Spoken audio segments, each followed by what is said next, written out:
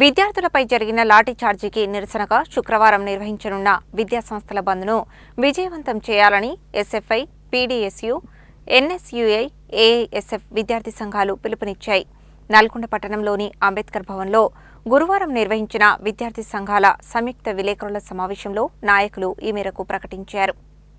ఈ సందర్భంగా ఎస్ఎఫ్ఐ జిల్లా కార్యదర్శి ఖమ్మంపాటి శంకర్, పీడీఎస్యు జిల్లా కార్యదర్శి ఇందూరి సాగర్, ఎన్ఎస్యుఐ జిల్లా కార్యదర్శి అంజన్ కుమార్ యాదవ్ మాట్లాడుతూ నీట్ పరీక్షలో జరిగిన అవకతవకల వల్ల దేశవ్యాప్తంగా లక్షలాది మంది విద్యార్థులు నష్టపోయారని ఆరోపించారు. ఈ ఘటనకు నైతిక బాధ్యత వహిస్తూ కేంద్ర విద్యాశాఖ మంత్రి ధర్మేంద్ర ప్రధాన్ వెంటనే రాజీనామా చేయాలని డిమాండ్ చేశారు. నీట్ పరీక్ష పేపర్ లీకేజీ అంశంపై పార్లమెంటులో చర్చ చేపట్టాలని డిమాండ్ చేసిన విద్యార్థులు, మేధావులు, సామాజిక కార్యకర్తలపై లాఠీ చార్జీ చేయడం ప్రజాస్వామ్య విలువలకు విరుద్ధమని వారు విమర్శించారు. విద్యార్థులపై జరిగిన లాఠీ చార్జీకి ప్రధానమంత్రి నరేంద్ర మోడీ పార్లమెంటు సాక్షిగా క్షమాపణ చెప్పాలని కోరారు. నీట్ పరీక్ష వ్యవహారంలో ప్రాణాలు కోల్పోయిన విద్యార్థుల కుటుంబాలకు ఒక్కొక్కరికి 1 కోటి రూపాయల చొప్పున నష్టపరిహారం అందించాలని కేంద్ర ప్రభుత్వాన్ని డిమాండ్ చేశారు. అలాగే శుక్రవారం జరిగే విద్యాసంస్థల బంద్కు ప్రభుత్వ, ప్రైవేటు విద్యాసంస్థల యాజమాన్యాలు సహకరించి విజయవంతం చేయాలని విజ్ఞప్తి చేశారు. ఈ సమావేశంలో పీడీఎస్యు జిల్లా కార్యదర్శి పవన్, ఎస్ఎఫ్ఐ నాయకులు మారుపాక కిరణ్, నవదీప్, ఆడిల్, యశ్వంత్, ఎన్ఎస్యుఐ నాయకులు హర్షవర్ధన్, నాగరాజు తదితరులు పాల్గొన్నారు.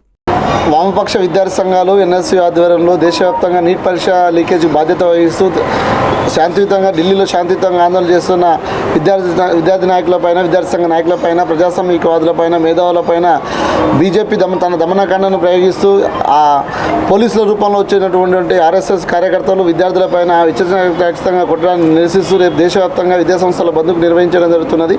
ఈ యొక్క బంద్లో అన్ని విద్యార్థి సంఘాలు, వామపక్ష విద్యార్థి సంఘాలు, ఎస్ఎఫ్ఐ, ఏఎస్ఎఫ్ఐ, పీడీఎస్యు మరియు ఎన్ఎస్యుఐ పాల్గొనే పరిస్థితి ఉన్నది. ఈ యొక్క బంద్కు ప్రభుత్వ, ప్రైవేటు విద్యాసంస్థలు కేజీ నుండి పీజీ వరకు విద్యాసంస్థలు అందరూ సహకరించాలని చెప్పేసి ఈ సందర్భంగా అందరికీ విజ్ఞప్తి చేస్తా ఉన్నాం.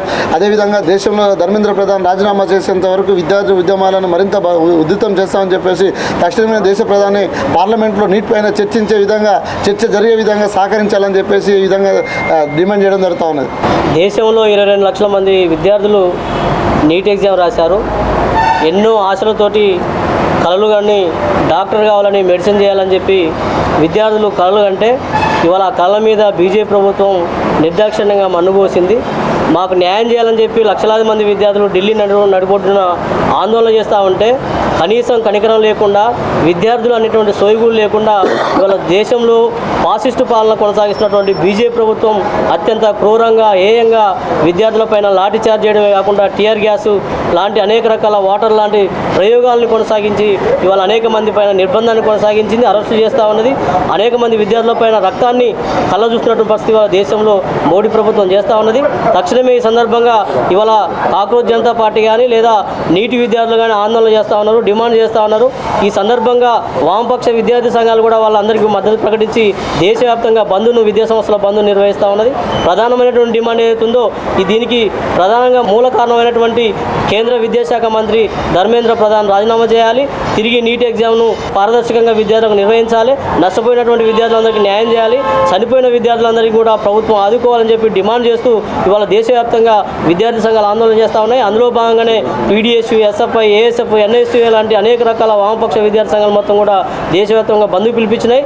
నల్గొండ జిల్లా వ్యాప్తంగా కూడా విద్యా సంస్థలందరూ కూడా స్వచ్ఛందంగా బంద్కు సహకరించాలని చెప్పి సందర్భంగా మేము కోరుతా ఉన్నాం. గతంలో జరిగిన నీట్ పేపర్ లీక్ గురించి పేపర్ లీక్ అయినందుకు ధర్మేంద్ర ప్రధాన్ రాజీనామా చేయాలని విద్యార్థులు జంతర్ మంతర్ దగ్గర శాంతియుతంగా ధర్నా చేస్తుండగా వారిపైన టియర్ గ్యాస్, బాష్పవాయువులు ప్రయోగించి ఘోరంగా లాఠీ చార్జ్ చేయడం జరిగింది. కాబట్టి దానికి నిరసనగా మా ప్రతిపక్ష నేత రాహుల్ గాంధీ గారు మోడీ ఇంటి ముందు ధర్నా చేస్తే ఆయనని అక్రమంగా అరెస్ట్ చేసి పోలీస్ స్టేషన్ తరలించడం జరిగింది. దీనికి నిరసనగా అన్ని విద్యార్థి సంఘాలు, అన్ని ప్రజాస్వామ్య సంఘాలు అందరం కలిసి రేపు విద్యాసంస్థల బంద్కు పిలుపునిచ్చినాం.